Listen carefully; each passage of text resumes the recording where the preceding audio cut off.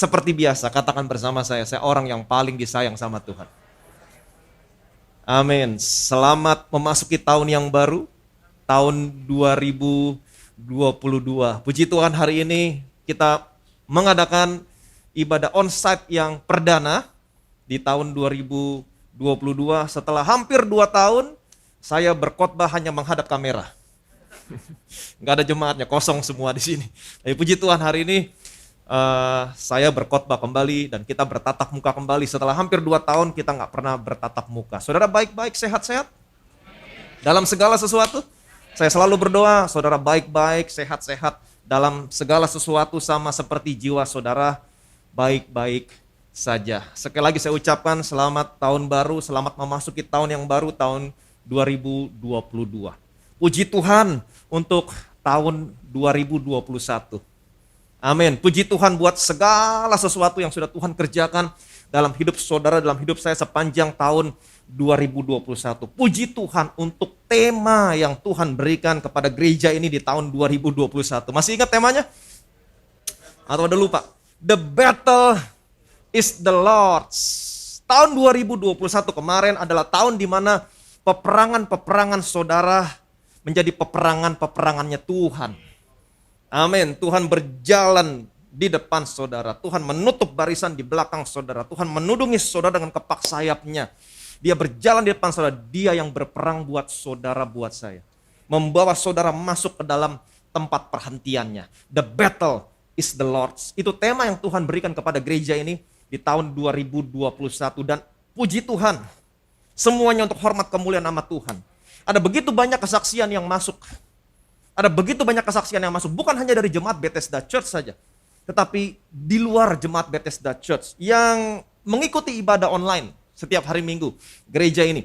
Mereka yang inline, yang sejalan dengan apa yang Tuhan berikan kepada gereja ini, berdoa, memuji Tuhan, membaca firman, merenungkan firman Tuhan, memberitakan kematian Tuhan lebih radikal lagi melalui perjamuan kudus, memiliki spirit of faith, roh iman. Apa itu roh iman? Aku percaya, sebab itu aku berkata-kata. Mereka belajar untuk memperkatakan apa yang mereka percaya. Dan hasilnya, puji Tuhan, ada begitu banyak kesaksian. Mereka melihat Tuhan yang berperang buat mereka. Mereka yang berdoa memuji Tuhan. Sama seperti Yosafat yang pernah saya jelaskan. Sama seperti Yosafat. Ketika Yosafat diserang, dikepung oleh musuh-musuhnya. Bani Amon, Bani Moab, orang-orang pegunungan Seir. Apa yang Yosafat lakukan? Yosafat pergi menghadap Tuhan. Yosafat berdoa. Selesai berdoa, Yosafat berunding dengan rakyat. Untuk apa? Untuk menyusun barisan perang. Dan ketika mereka berunding dengan rakyat, saudara tahu apa yang Yosafat lakukan? Yosafat menempatkan barisan pemuji di muka orang-orang bersenjata. Biasanya orang kalau mau pergi ke medan pertempuran, yang paling depan adalah barisan bersenjata. Tapi Yosafat menempatkan barisan pemuji di muka orang-orang bersenjata. Mereka adalah barisan pemuji yang menyanyikan nyanyian bagi Tuhan. Nyanyikanlah nyanyian syukur bagi Tuhan bahwasanya untuk selamanya kasih setianya. Ketika mereka berangkat ke medan pertempuran dan ketika mereka mulai bersorak-sorak, nyanyikanlah nyanyian syukur bagi Tuhan bahwasanya untuk selamanya kasih setianya. Apa yang Tuhan kerjakan? Tuhan berperang buat mereka. Tuhan mengadakan penghadangan terhadap musuh-musuh mereka, Bani Amon, Bani Moab, orang-orang pegunungan Seir. Mereka saling bunuh-membunuh. Alkitab mencatat tidak ada satupun yang terluput. Ketika mereka sampai di medan pertempuran, mereka melihat musuh-musuhnya sudah menjadi bangkai. Tuhan memberikan kemenangan yang besar buat mereka. Kenapa? Karena bukan mereka yang berperang, Tuhan yang berperang buat mereka. Begitu juga dengan mereka yang membaca firman Tuhan, merenungkan firman Tuhan. Kalau saudara feeding, makan firman Tuhan, saya mau kasih tahu sama saudara, sesungguhnya saudara sedang ada dalam peperangan, tapi bukan saudara yang berperang, Tuhan yang berperang buat saudara. Amin. Jadi waktu saudara makan firman Tuhan, waktu saudara feeding, Tuhan yang berperang buat saudara. Saudara dan saya berperang bukan secara fisik. Saudara dan saya berperang dengan cara duduk, makan firman Tuhan, merenungkan firman Tuhan. Sama seperti yang dikatakan Daud dalam Mazmurnya. Engkau menyediakan hidangan bagiku di hadapan lawanku. Ada lawan, ada musuh, tapi Tuhan menyediakan hidangan buat saudara di hadapan lawan saudara. Apa maksudnya engkau menyediakan hidangan bagiku di hadapan lawanku? Dengan kata lain Tuhan mau berkata, kamu duduk, Kamu makan, aku yang berperang sama lawan kamu. Amin. Jadi ketika saudara makan firman Tuhan, Tuhan yang berperang buat saudara, buat saya. Demikian juga mereka yang lebih radikal lagi tahun kemarin, memberitakan kematian Tuhan melalui perjamuan kudus. Kemudian mereka memiliki spirit of faith, roh iman. Mereka selalu belajar memperkatakan apa yang mereka percaya. Aku percaya sebab itu aku berkata-kata. Dan mereka mulai memperkatakan, peperangan saya adalah peperangannya Tuhan. Tuhan yang berperang buat saya, yang menyertai saya lebih banyak daripada yang menyertai mereka. Yang menyertai mereka tangan manusia, sedangkan yang menyertai saya tangan Tuhan. Dan hasilnya mereka melihat Tuhan berperang buat mereka dan memberikan kemenangan yang besar dalam kehidupan mereka. Nah, inilah tema yang Tuhan berikan di tahun 2021 untuk gereja ini. The battle is the Lord.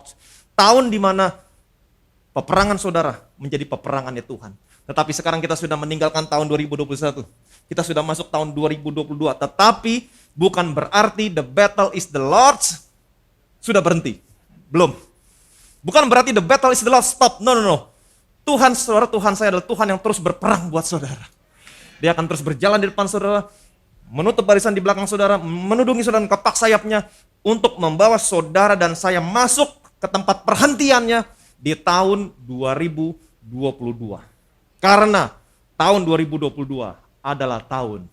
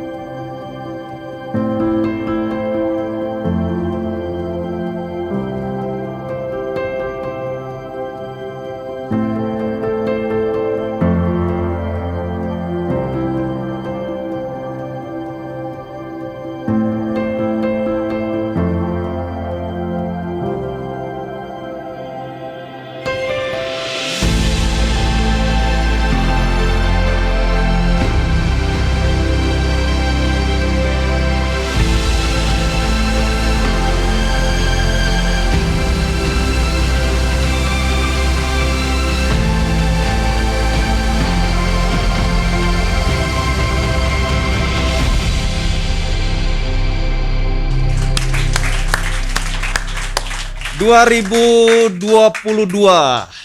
the year of Amen.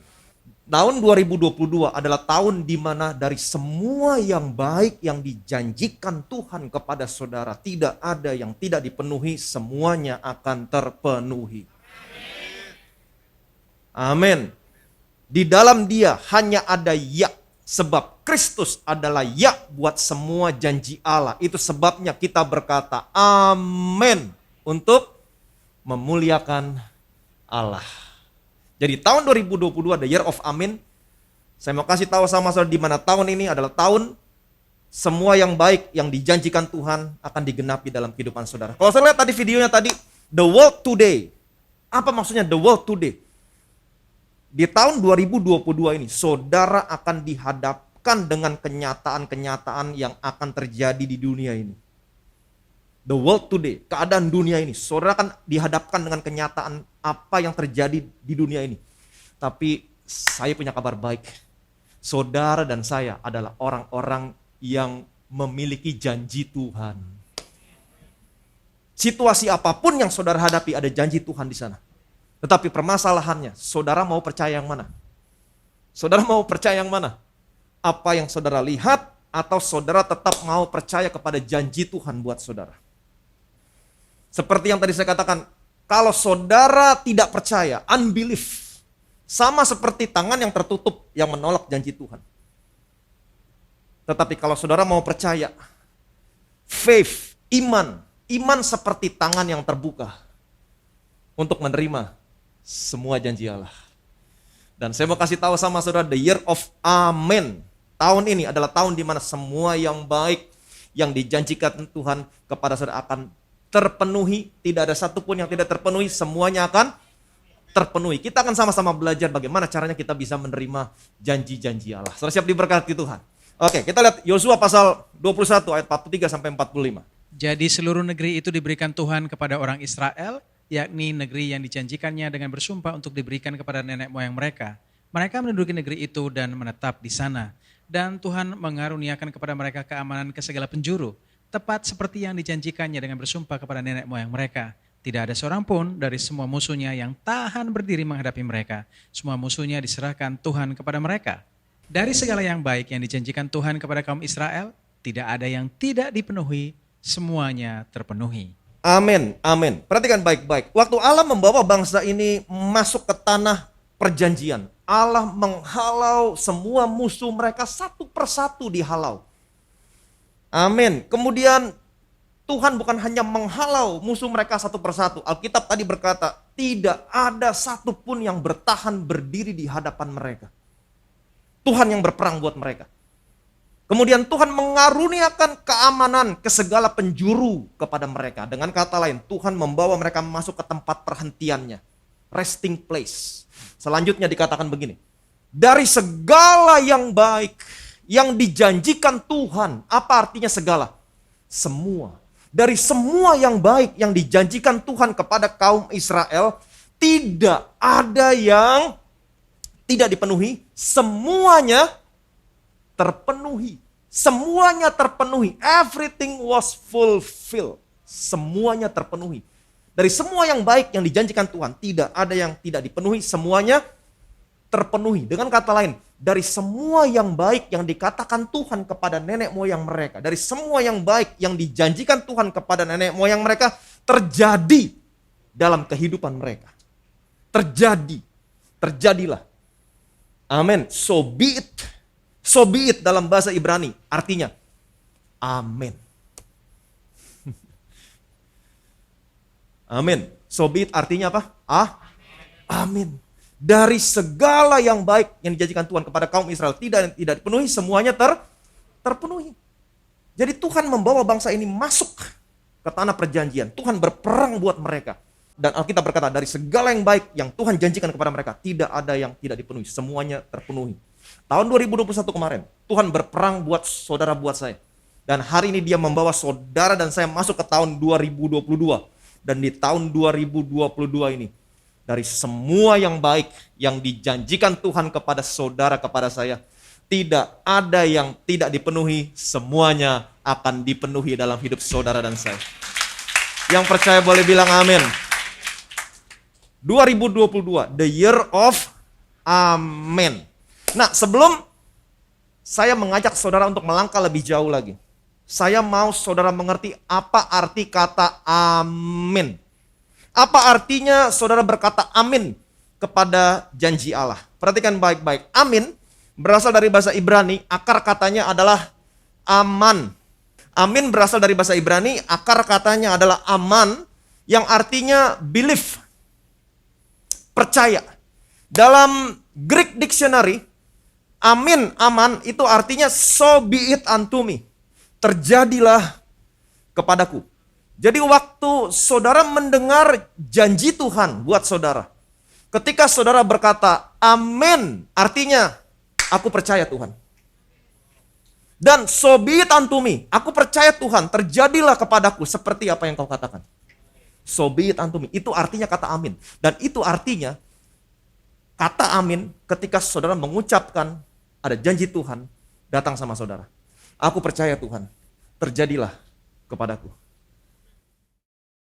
Kata amin yang pertama kali muncul dalam Alkitab ada dalam Kejadian pasal 15 ayat ke-6. Lalu percayalah Abram kepada Tuhan, maka Tuhan memperhitungkan hal itu kepadanya sebagai kebenaran. Lalu percayalah Abram kepada Tuhan, maka Tuhan memperhitungkan hal itu kepadanya sebagai kebenaran. Lalu percayalah Abram kepada Tuhan. Kata percaya di sini dalam bahasa Ibrani terjemahannya adalah aman. Percaya di sini terjemahannya adalah aman, yang artinya belief. Kemudian diterjemahkan ke dalam bahasa Latin menjadi amin. Dan amin menjadi bahasa yang sangat-sangat populer. Kenapa saya katakan demikian? Karena hampir semua bahasa mengenal kata amin. Betul? Mengenal kata amin. Nah, aman, amin artinya apa? Belief, percaya. Tuhan memberikan janji kepada Abraham. Kemudian Abraham merespon dengan amin. Allah memperhitungkan hal itu kepadanya sebagai apa? Kebenaran.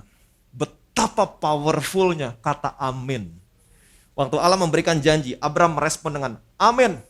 Dan Tuhan memperhitungkan hal itu kepadanya sebagai apa? Sebagai kebenaran. 2 Korintus pasal 1, perhatikan baik-baik. Ya. Demi Allah yang setia, janji kami kepada kamu bukanlah serentak iya dan tidak. Karena Yesus Kristus anak Allah yang telah kami beritakan di tengah-tengah kamu, yaitu olehku dan oleh Silwanus dan Timotius, bukanlah ya dan tidak, tetapi sebaliknya di dalam dia hanya ada ya. Sebab Kristus adalah ya bagi semua janji Allah. Itulah sebabnya oleh dia kita mengatakan amin untuk memuliakan Allah. Sebab dia yang telah meneguhkan kami bersama-sama dengan kamu di dalam Kristus adalah Allah yang telah mengurapi, memeteraikan tanda miliknya atas kita, dan yang memberikan Roh Kudus di dalam hati kita sebagai jaminan dari semua yang telah disediakan untuk kita. Alkitab berkata, di dalam dia, di dalam Yesus hanya ada ya. Sebab Kristus adalah ya bagi semua janji Allah. Apa maksudnya Kristus adalah ya bagi semua janji Allah? Waktu saudara lahir baru, waktu saudara selamat, menerima Yesus sebagai Tuhan dan Juru Selamat, Allah menempatkan saudara ada di dalam Yesus. Betul? Kemudian Allah memateraikan saudara dengan Roh Kudus sebagai tanda miliknya, yaitu anaknya.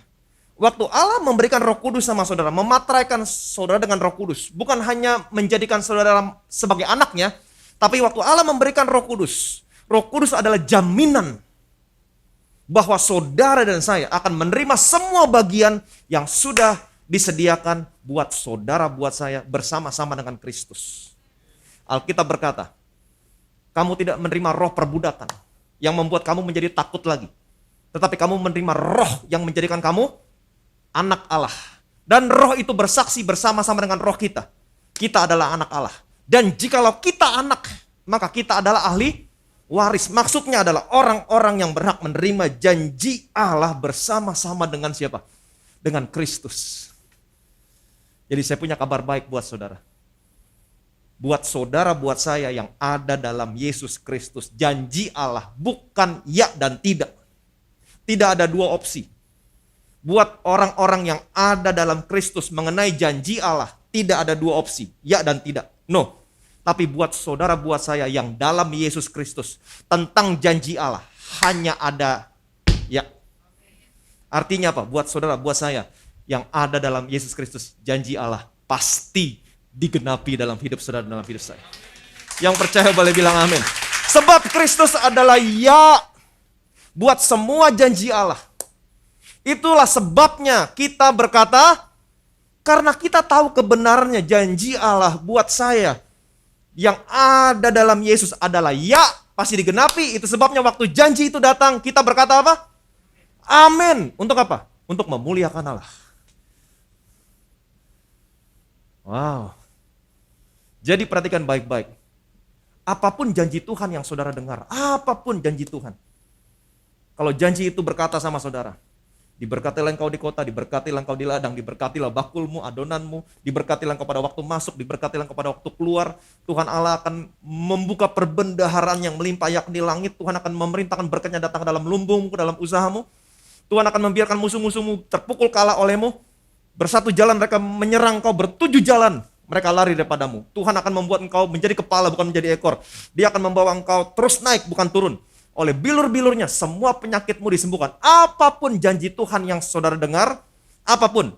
Waktu saudara mendengar janji Tuhan, itulah saatnya saudara merespon dengan berkata, amin.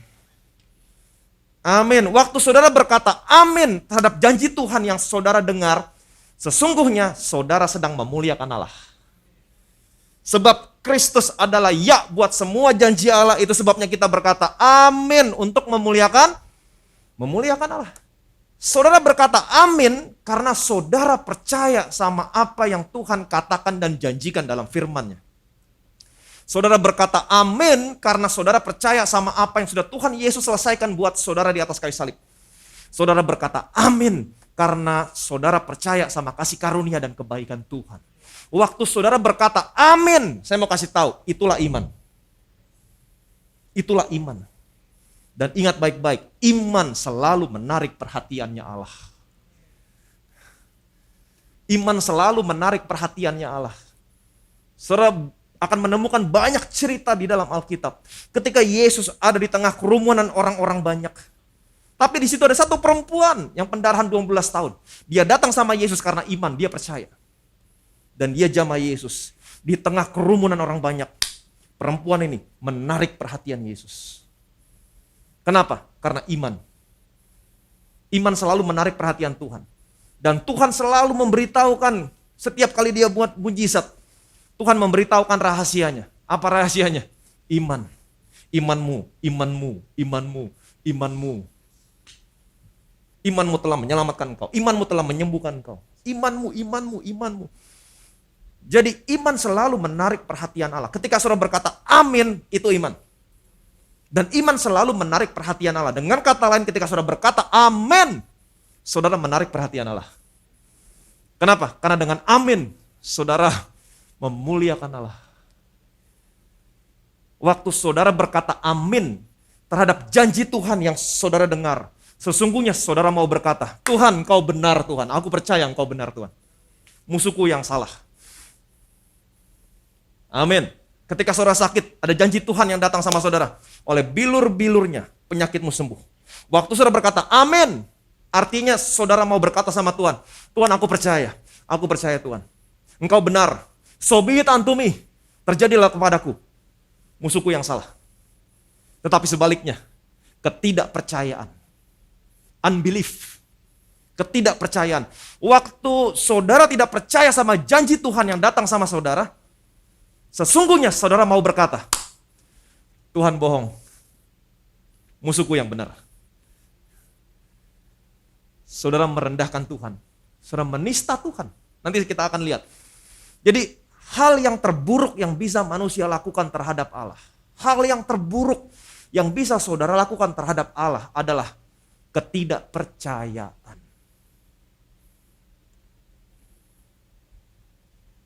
Pertanyaan saya, kenapa ada begitu banyak orang Kristen yang tidak menerima janji Allah? Kenapa?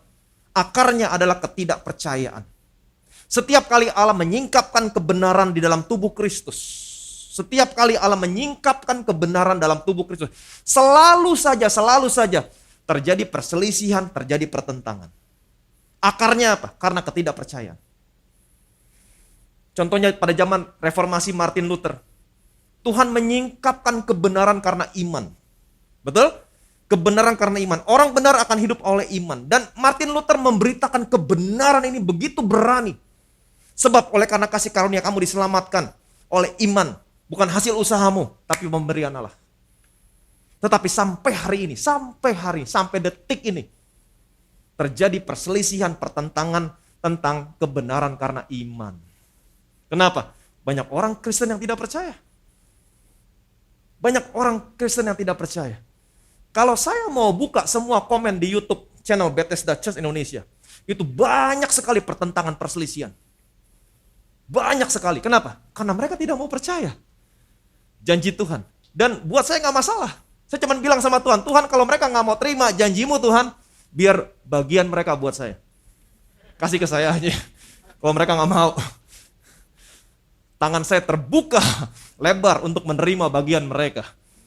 Jadi akarnya adalah apa? Ketidakpercayaan. Akarnya adalah ketidakpercayaan. Jadi setiap kali Tuhan membukakan kebenarannya dalam tubuh Kristus, selalu terjadi perselisihan, selalu terjadi pertentangan. Dan akarnya adalah ketidakpercayaan. Jadi ketidakpercayaan ini sangat berbahaya sekali. Dan ingat baik-baik. Ketidakpercayaan membuat bangsa Israel tidak bisa menerima janji Allah. Mereka tidak bisa masuk ke tanah perjanjian. Betul? Ketidakpercayaan membuat bangsa Israel tidak bisa menerima janji Allah. Tidak bisa masuk ke tanah perjanjian. Tuhan berjanji kepada Musa begini. Tuhan berjanji kepada Musa begini. Aku akan menghalau segala bangsa dari hadapanmu. Setiap tanah yang kamu injak, kamulah yang akan memilikinya.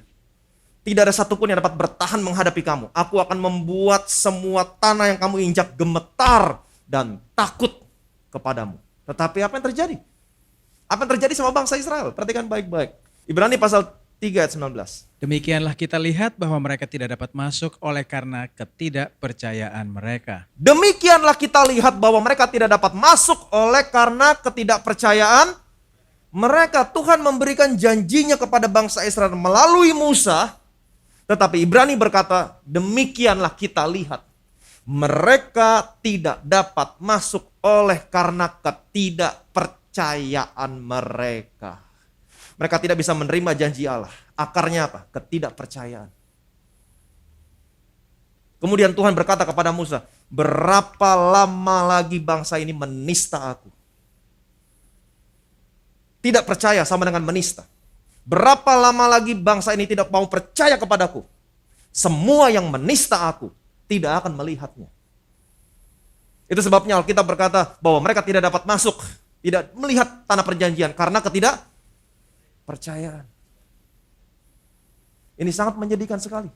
Semua yang menista aku tidak akan melihatnya. Apa artinya menista? Menista artinya mencelah, merendahkan, meremehkan Tuhan. Itu artinya menista. Saudara tahu apa yang mereka lakukan ketika janji Tuhan datang sama mereka? Aku akan membawa kamu masuk ke negeri yang berlimpah susu madu. Apa yang mereka lakukan? Mereka nggak percaya.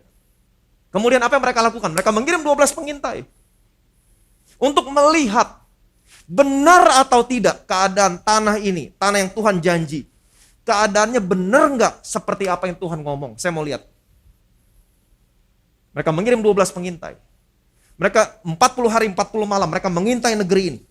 Waktu mereka pulang, pertanyaan saya, apakah mereka membawa kabar yang sama tepat seperti apa yang Tuhan janjikan? No. Mereka pulang. Mereka membawa kabar, 10 orang membawa kabar tepat seperti apa yang mereka lihat. Kota yang berkubu, bentengnya besar, ada raksasa di sana, orang Enak, orang Yebus, orang Amori, orang Kanaan. Dan mereka berkata begini, negeri yang kita intai itu negeri yang memakan penduduknya. Wow. Kita nggak mungkin bisa mengalahkan mereka. Mereka terlalu kuat bagi kita. Dan orang-orang yang ada di sana adalah orang-orang yang tinggi perawakannya, seperti raksasa. Dan kita seperti belalang. Perhatikan baik-baik. Dan mereka berkata begini, lebih baik kita mati di padang gurun daripada harus masuk ke sana. Ini perkataan yang jahat. Menista. Meremehkan Tuhan. Tuhan bilang, aku akan membawa kamu. Tapi mereka bilang, kita gak mungkin bisa masuk. Ini menista Tuhan. Jadi ketidakpercayaan terhadap janji Tuhan sama dengan menista Tuhan, merendahkan Tuhan, meremehkan Tuhan. Itu sebabnya Tuhan berkata, berapa lama lagi bangsa ini tidak mau percaya kepadaku? Berapa lama lagi bangsa ini menista aku? Semua yang menista Tuhan tidak akan melihatnya. Tetapi yang 2 orang lagi, siapa mereka? Yosua dan Kaleb. Mereka pulang, mereka membawa kabar tepat sama seperti apa yang Tuhan janjikan kepada mereka. No. Negeri yang kita intai adalah negeri yang luar biasa baiknya. Jika Tuhan berkenan, Dia akan membawa kita masuk ke negeri yang berlimpah susu dan madu. Kenapa? Karena Yosua dan Kaleb percaya. Jadi ketidakpercayaan, perhatikan baik-baik, bisa menghasilkan perkataan yang jahat. Perkataan yang menista, merendahkan dan meremehkan Tuhan. Tetapi sebaliknya iman, faith, bisa menghasilkan perkataan yang baik dan pandangan yang baik kepada Allah. Negeri yang kita intai adalah negeri yang luar biasa baiknya.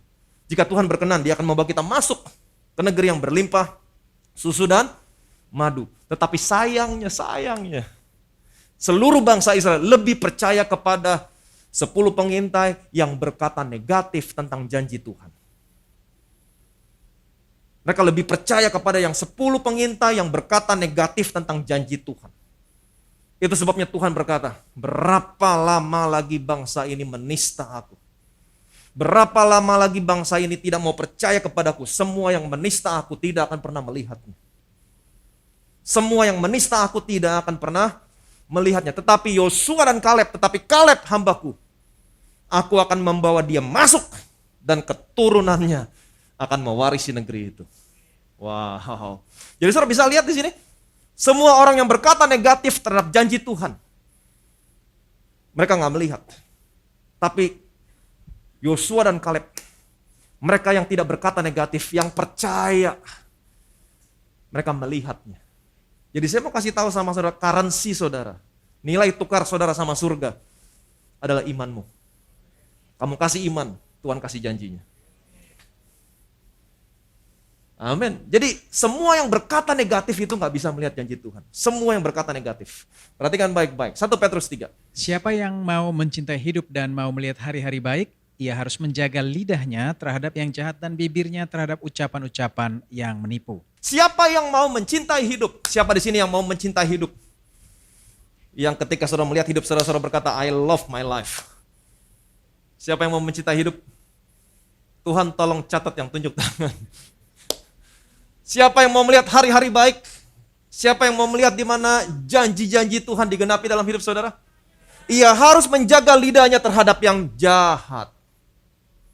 Menjaga lidahnya terhadap yang jahat di sini bukan hanya berbicara tentang menjaga lidahmu terhadap perkataan yang kotor, yang menipu, tetapi menjaga lidahmu terhadap yang jahat di sini berbicara tentang menjaga lidahmu terhadap perkataan yang negatif, yang tidak percaya terhadap janji Allah. Saudara masih ingat cerita dalam Alkitab ketika malaikat Gabriel menampakkan diri kepada Zakaria, orang tuanya Yohanes Pembaptis? Malaikat Gabriel menampakkan diri kepada Zakaria. Jangan takut Zakaria, doamu didengar. Istrimu akan melahirkan seorang anak laki-laki, namai dia siapa? Yohanes. Ia tidak minum anggur dan ia diurapi Roh Kudus sejak dalam rahim ibunya. Saudara tahu apa responnya Zakaria? Zakaria berkata begini, bagaimana aku tahu hal ini akan terjadi? Jadi dalam hal ini Zakaria dia tidak percaya. Kemudian malaikat Gabriel berkata kepada Zakaria, akulah Gabriel yang melayani Allah. Aku diutus untuk memberitakan kabar baik kepadamu. Tetapi karena kamu tidak percaya, karena engkau tidak percaya, Gabriel berkata, karena engkau tidak percaya, itu sebabnya engkau menjadi bisu. Mulutnya dibungkam, engkau akan menjadi bisu. Sampai segala sesuatunya terjadi dan nyata kebenarannya. Pertanyaan saya, kenapa mulutnya Zakaria dibungkam? Kenapa menjadi bisu? Karena dia tidak percaya. Seperti yang tadi saya katakan, bahwa ketidakpercayaan bisa menghasilkan perkataan yang negatif, yang menista, yang tidak mau percaya janji Tuhan. Dan seperti yang tadi saya katakan bahwa unbelief, ketidakpercayaan sama halnya seperti tangan yang tertutup menolak janji Tuhan. Kalau sampai perkataan yang keluar dari mulut Zakaria adalah perkataan yang negatif, yang tidak percaya terhadap janji Tuhan, maka sama halnya seperti dia menolak kehamilan istrinya. Itu sebabnya Tuhan gak mau, Tuhan bungkam. Supaya jangan ada perkataan yang negatif. Jangan ada perkataan yang tidak percaya. Sampai semuanya digenapi dan nyata kebenarannya. Baru mulutnya dibuka. Nah, loh. Kejadian yang sama. Malaikat yang sama. Menampakkan diri lagi kepada seorang yang bernama Maria. Gabriel berkata begini. Jangan takut Maria. Engkau beroleh kasih karunia Tuhan. Engkau akan mengandung dan melahirkan seorang anak laki-laki. Namanya dia siapa? Yesus. Namanya dia Yesus. Apa respon Maria? Maria berkata begini, bagaimana hal ini mungkin terjadi sedangkan aku belum bersuami? Nah, perhatikan baik-baik. Maria bukannya tidak percaya. Dia hanya bertanya. Dia percaya, tetapi dia hanya bertanya. Bagaimana caranya ini terjadi sedangkan saya belum bersuami, saya masih perawan. Tolong kasih tahu caranya. Kalau caranya terjadi bukan dengan cara yang biasa, dengan cara yang supernatural, tolong kasih tahu saya. Bagaimana caranya? Itu sebabnya malaikat berkata begini, Roh Kudus akan turun atasmu. Beginilah caranya, Roh Kudus akan turun atasmu. Kemudian apa respon Maria? Sesungguhnya aku adalah hamba Tuhan. Terjadilah kepadaku menurut perkataanmu. Terjadilah kepadaku menurut perkataanmu. Terjemahannya adalah, so be it unto me according to thy word. So be it unto me. Ingat, so be it unto me dalam Greek Dictionary artinya apa? Amin. Jadi waktu janji Tuhan datang kepada Maria, respon Maria, sesungguhnya aku ini hamba Tuhan. Amin. Terjadilah kepadaku seperti apa yang kau perkatakan. So be it unto me according to thy word. Inilah perkataan yang dibutuhkan Gabriel yang keluar dari mulutnya Maria ketika Gabriel memberitahukan janji Tuhan sama Maria. Ini perkataan yang dibutuhkan. Perkataan apa? Amin. Waktu Maria berkata amin, apa yang terjadi? Janji Tuhan digenapi dalam kehidupan Maria. Jadi perhatikan baik-baik. Ketidakpercayaan sama halnya seperti tangan yang tertutup yang menolak janji Tuhan. Itu sebabnya Tuhan tidak pernah memberikan kesempatan kepada Zakaria. Yang keluar dari mulutnya adalah perkataan yang negatif. Ketidakpercayaan. Dan iman, sebaliknya iman sama halnya seperti tangan yang terbuka. Yang siap untuk menerima janji Allah. Amin. Perhatikan baik-baik. Semua janji Tuhan di dalam buku ini adalah milik saudara, milik saya. Semuanya adalah milik saudara, milik saya. Dan hari ini saudara tahu kebenarannya. Bahwa di dalam Yesus, saudara adalah orang-orang yang ada di dalam Yesus. Dan janji ini hanya buat saudara, buat saya. Bukan buat orang yang di luar sana. Karena Alkitab berkata, di dalam dia hanya ada ya buat semua janji Allah. Jadi semua janji Allah dalam buku ini adalah milik saudara, milik saya. Dan tentang janji ini, hanya ada satu opsi buat saudara. Tidak ada dua opsi. Tidak ya, tidak. Gak ada, hanya satu opsi. Kalau manusia yang memberikan janji, kalau saya janji sama saudara, Randy, minggu depan, hari Minggu besok, saya kasih 1 juta. Nggak bilang amin, ya udah nggak.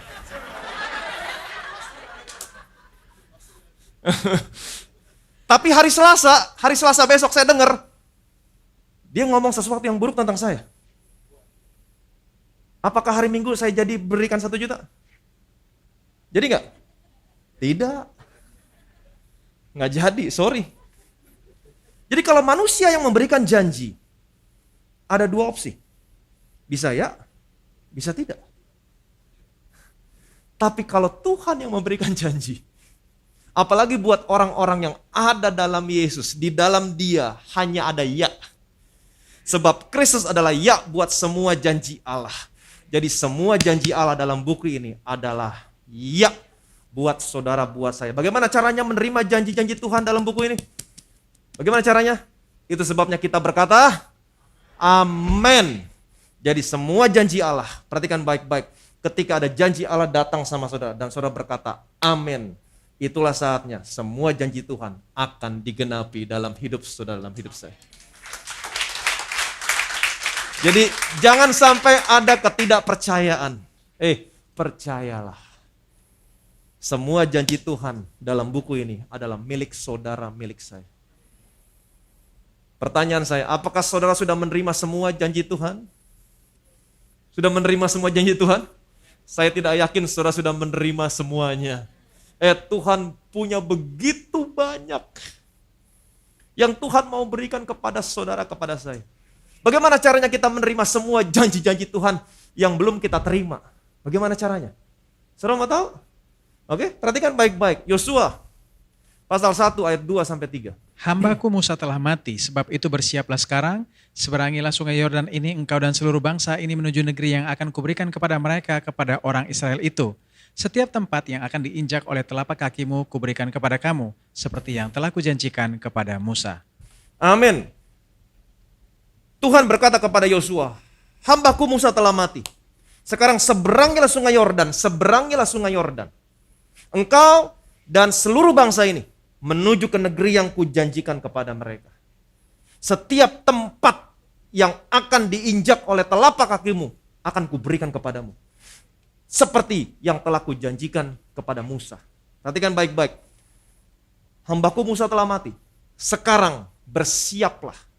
Seberangilah sungai Yordan. Jadi untuk bisa menerima apa yang Tuhan janjikan, tanah perjanjian, yang pertama kali mereka harus seberangi sungai Yordan. Nah, ini berbicara tentang lahir baru. Mati bersama Kristus. Bangkit bersama Yesus. Baptisan. Jadi saudara harus menerima terlebih dahulu Yesus sebagai Tuhan dan Juru Selamat saudara. Karena janji ini hanya ada di dalam Yesus. Di dalam Dia hanya ada ya. Sebab Yesus adalah ya buat semua janji Allah. Jadi untuk menerima tanah perjanjian, untuk menerima janji Tuhan, mereka harus seberangi sungai Yordan. Saudara yang belum menerima Yesus sebagai Tuhan dan Juru Selamat, terimalah Dia sekarang. Janji ini menjadi milikmu.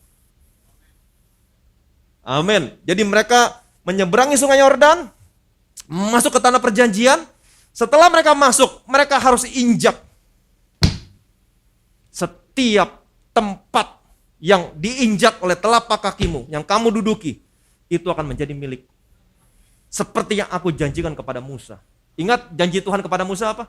Aku akan menghalau segala bangsa dari hadapanmu. Setiap tempat yang diinjak telapak kakimu akan menjadi milikmu. Tidak ada satupun yang bertahan menghadapi kamu. Aku akan membuat mereka semua gemetar dan takut kepadamu.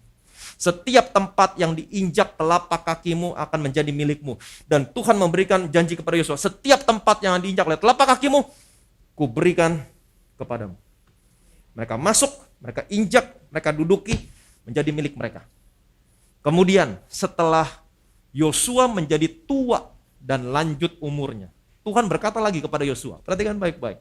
Setelah Yosua menjadi tua dan lanjut umurnya, berfirmanlah Tuhan kepadanya, engkau telah tua dan lanjut umur, dan negeri ini masih amat banyak yang belum diduduki.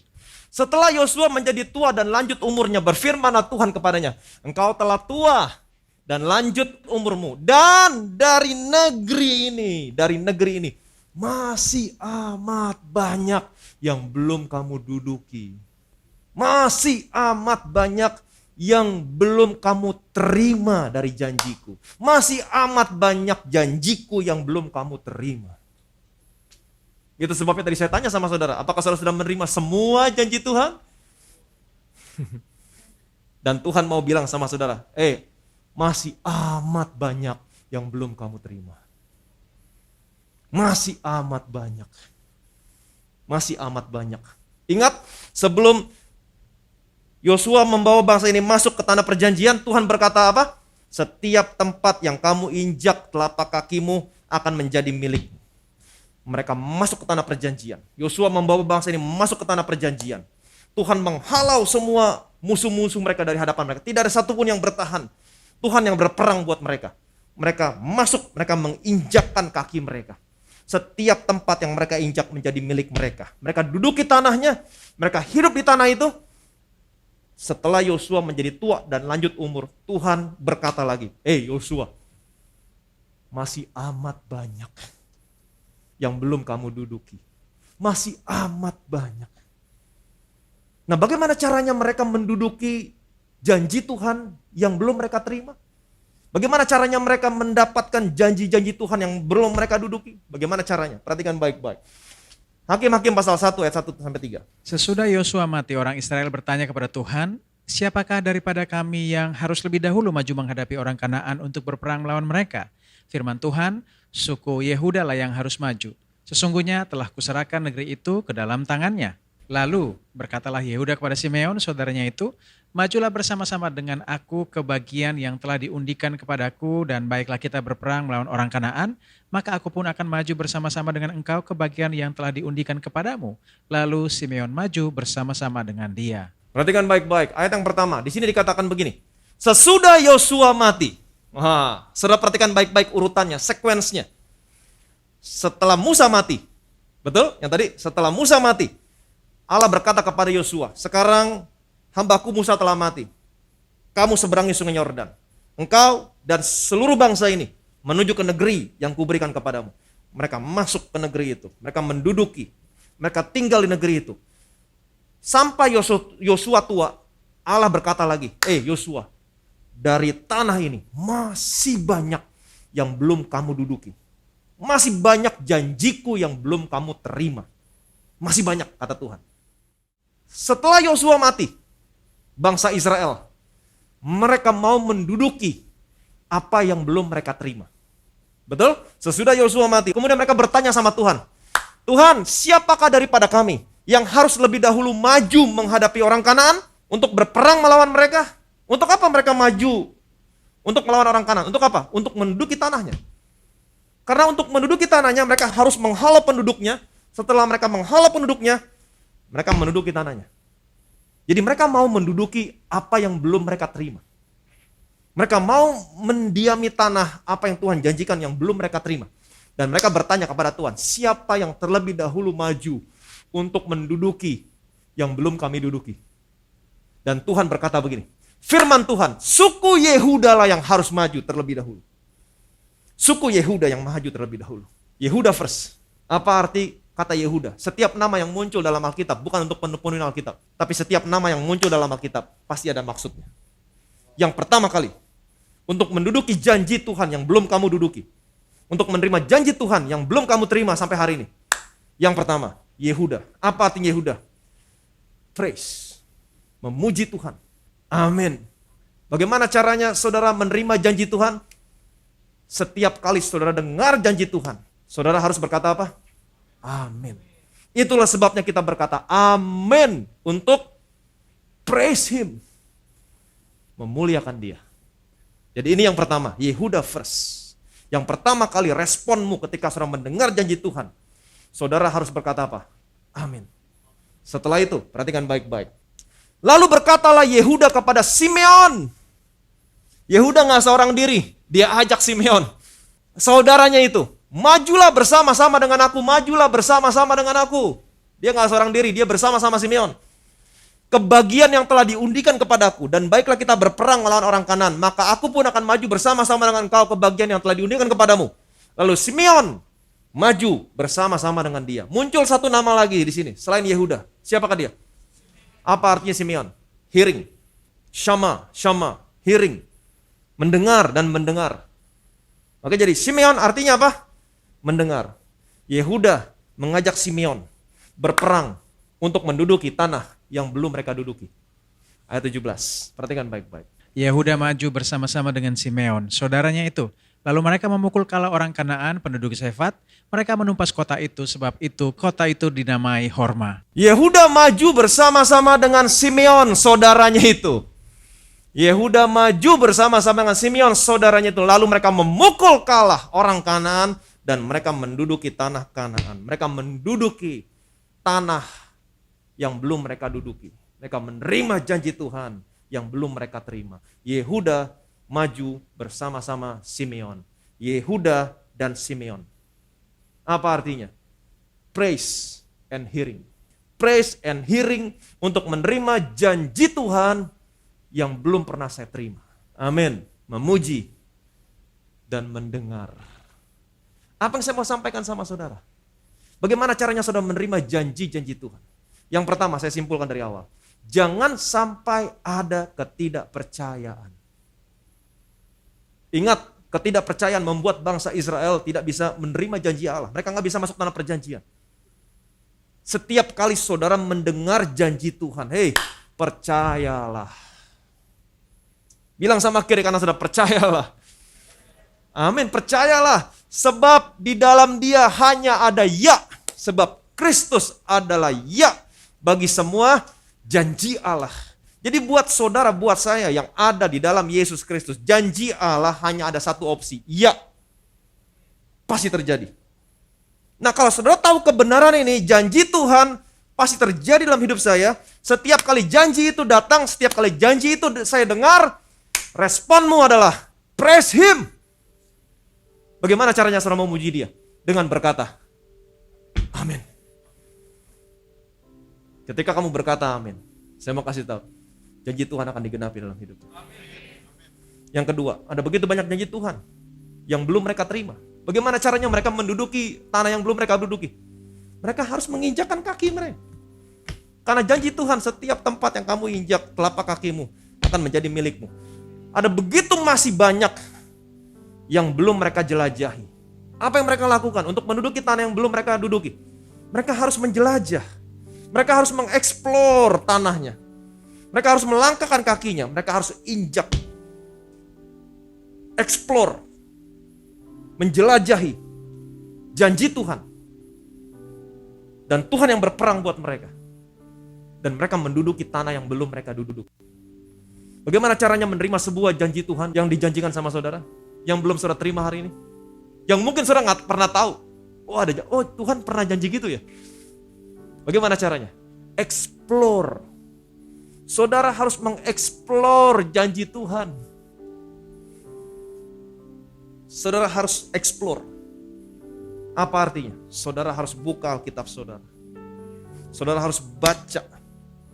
Saudara harus dengar janji Tuhan, firman Tuhan. Ada begitu banyak video khotbah di YouTube channel Bethesda. Dengar, luangkan waktumu baca, luangkan waktumu dengar, explore. Dan setiap janji Tuhan yang saudara dengar, katakan ya, yes, amin. Buat setiap janji Tuhan yang saudara dengar.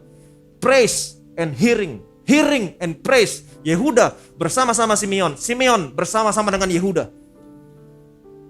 Praise and hearing. Mendengar. Kemudian setiap janji Tuhan yang saudara dengar, katakan, ya, yes, amin. I believe Lord. Aku percaya kepadamu Tuhan. Engkau benar Tuhan. So be it unto me. Terjadilah kepadaku menurut perkataanmu. Dan saya percaya ketika saudara mendengar. Dan setiap apa yang saudara dengar, janji Tuhan yang saudara dengar, saudara berkata, amin. Hearing and praise. Maka janji Tuhan akan menjadi milik saudara dan milik saya. Saudara menerima janjinya, Tuhan menerima kemuliaannya. Yang percaya boleh bilang amin. Amin. Tahun 2022 ini, the year of amen. Gunakan kesempatan ini. Amin. Firman Tuhan berkata sama saudara hari ini, dari semua yang baik yang dijanjikan Tuhan, tidak ada yang tidak terpenuhi. Semuanya akan terpenuhi. Kenapa? Karena saudara dan saya adalah orang-orang yang ada dalam Yesus Kristus. Dan di dalam Yesus, untuk janji Allah, bukan ya dan tidak, tetapi buat orang-orang yang ada dalam Kristus, janji Allah hanya ada satu opsi, ya. Kalau saudara tahu kebenaran ini bahwa janji Tuhan adalah ya buat saya, pasti buat saya. Waktu janji itu datang, waktu janji itu saudara dengar, itulah saatnya saudara merespon, praise Him dengan berkata, amin. Amin. I believe, saya percaya Tuhan. Engkau benar, Engkau setia. Musuh saya yang bohong, tapi Engkau yang benar. Terjadilah kepadaku seperti apa yang Kau perkatakan. Dan saya percaya di tahun ini, dari semua yang baik yang Tuhan janjikan, akan digenapi dalam kehidupan saudara dan kehidupan saya. Berikan kemuliaan yang meriah bagi nama Yesus. Minggu-minggu mendatang, saya akan mengajak saudara untuk mengeksplor semua janji Tuhan. Kita explore, kita jelajahin semua janji Tuhan. Dan setiap janji Tuhan yang saudara dengar, saudara cukup berkata, amin. Ini yang Tuhan butuhkan. Ini currency saudara. kepada Tuhan. Ini mata uang, mata tukar saudara, mata tukar uang saudara kepada sorga. Saudara kasih iman saudara, faith. Saudara believe, saudara berkata amin. Tuhan kasih janjinya. Dan ini hanya terjadi buat orang-orang yang ada di dalam Yesus Kristus. Bukan buat siapapun, tapi hanya buat orang-orang yang ada di dalam Yesus Kristus. Betapa saudara, betapa saya diberkati ada di dalam Yesus. Sebab Kristus adalah ya buat semua janji Allah. Itu sebabnya hari ini setiap janji yang kita dengar, kita berkata amin. Saudara terima janjinya, dia terima kemuliaannya. Saudara siap untuk menerima semua janji-janji Tuhan. Setiap janji Tuhan, katakan amin. Berikan kemuliaan yang meriah bagi nama Yesus. Betapa kami diberkati Tuhan, dan betapa kami bersyukur kami menjadi orang-orang yang ada di dalam Kristus Yesus. Dan kami tahu hari ini di dalam Engkau hanya ada ya. Sebab Kristus adalah ya buat setiap janji Allah. Itu sebabnya ketika kami tahu kebenaran ini bahwa hanya ada ya buat janji Allah atas orang-orang yang di dalam Yesus Kristus. Setiap kali kami mendengar janji-Mu Tuhan, kami mau berkata amin. Untuk memuliakan Engkau, untuk menyatakan Engkau yang memberi janji itu adalah setia, untuk menyatakan Engkau benar, untuk memberitahukan bahwa kami percaya terjadilah kepada kami seperti apa yang Engkau katakan kepada kami. Dan kami percaya Tuhan, biarlah janji-janji-Mu Tuhan yang masih amat banyak yang belum kami terima. Sepanjang tahun ini kami akan mengeksplor, menjelajahi janji-janji-Mu. Dan ketika kami berkata amin, kami percaya janji-Mu akan digenapi dalam kehidupan kami. Dan Kau menerima kemuliaan. Kami percaya Tuhan, anak-anak-Mu di tempat ini, biarlah iman mereka Tuhan menjadi currency terhadap janji-Mu yang Kau berikan dari surga. Mereka memberikan iman, mereka memberikan amin, dan Engkau akan memberikan janji-Mu digenapi dalam setiap kehidupan mereka. Segala kemuliaan, segala hormat, segala pujian hanya bagi nama Tuhan.